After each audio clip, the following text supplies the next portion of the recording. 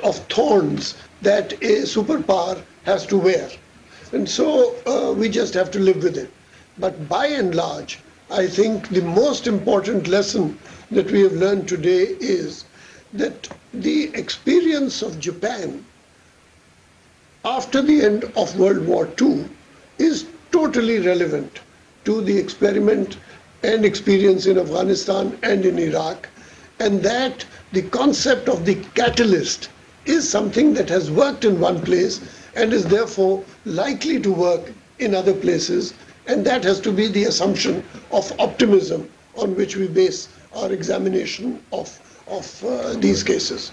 Would you agree with me? Yeah. Is there a last word that you would like to say, sir? Well, I think there are two meanings in the catalyst. One meaning is a sort of repulsion against the occupation forces, but this repulsion can be a very positive connotation if it's managed well enough. In case of Japan, we were not happy to be continued to occupied by the US forces. But in order to finish that occupation as soon as possible, we did our best to make our country more democratic, more acceptable to the occupation forces. And that if this repulsion feeling is managed in that way, I think it could be turn out to be a positive thing. And also, the occupation forces, they are from different culture, different value systems, and I'm sure that for the country like Iraq, the soldiers from United States or some other countries might have a number of variable sort of values carrying with them. And I hope that they will learn, at least not negatively respond, but also learn something from them. Last word from you, sir. So I think that in the case of Afghanistan, we had two tragedies, unfortunately. It was, number one, the Red Army invasion in Afghanistan.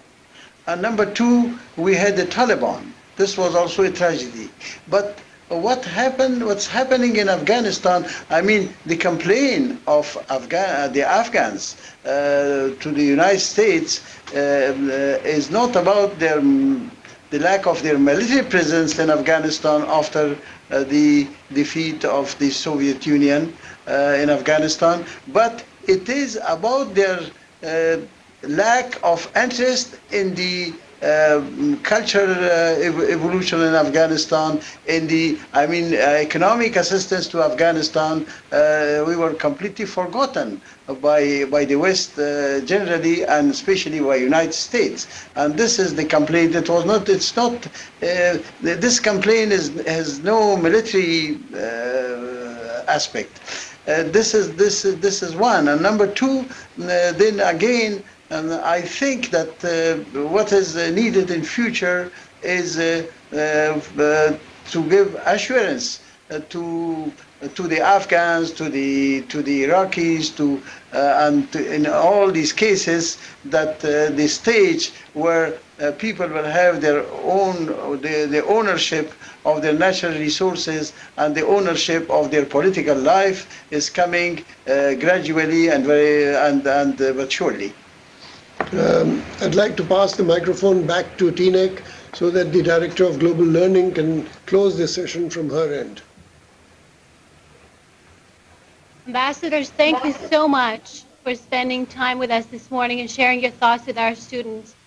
I hope that we see you sometime in the future for a topic about the rebuilt Iraq or a peaceful Iraq and where do we go next. Thank you so much. On your behalf and on my own, I would also like to thank our distinguished panelists for a very informative and interesting session. I'm presuming that this has been taped at the TNEC end, because I think that this particular CD-ROM would be of great benefit for distribution to all universities. And I wish you luck. But thank you very much, for being so candid and frank, and for taking such difficult questions from the students and from me. Thank you very much. Signing off from the Ambassadors Club at the United Nations in New York. Good night.